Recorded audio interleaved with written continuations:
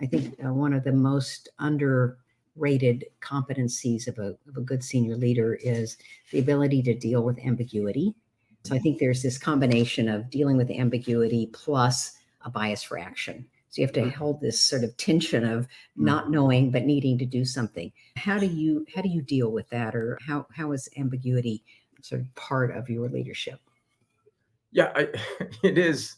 It is. As they say, right? Tough problems roll upwards, right? And so you have to deal with ambiguity.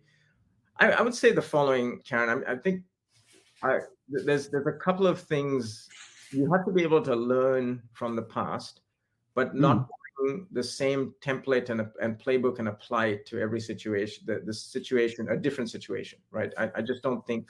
I think I've seen a lot of leaders fail in which they've said, "Look, this is the playbook I applied here. Let me apply the same playbook here without making any adjustments, understanding the environment." So I think the first thing I would say around just dealing with an ambiguity piece is it's important, and maybe just a click back here. I think it's important to find out what makes whatever situation or whatever company special first. It's really important.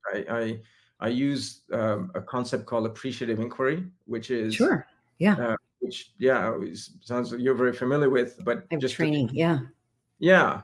But I learned that very early on, and I thought that was just a great technique. Find out all the things that are right about Yeah. and it just works well. People open up to you, right? When they, because when you have a new person coming in, they're thinking, well, this person's got new ideas, but yeah, what made you successful, right? And you kind of go there, and then you can find areas that help.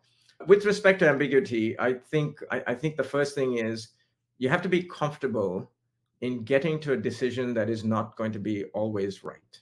You just have to get comfortable with that, but you also have to do the work to understand that you're making the best decision with people you trust, with all the information you have, and then once you make that decision, you play out that decision, but not be afraid to pivot. And I think the key thing for me on that, kind of key learning for me is if you haven't gone the right direction, the genius is to figure out, well, is it that I'm not executing on that appropriately, or is it that the decision itself was wrong and I've got to pivot? And that takes a bit of genius on that piece to figure that out, right? But yeah, I mean that's sort of it's day to day. It's day to day, right? As you become a CEO, you get executive leadership.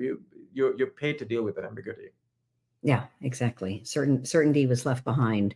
So thanks. It was a very lucid way to describe that. I really appreciate it.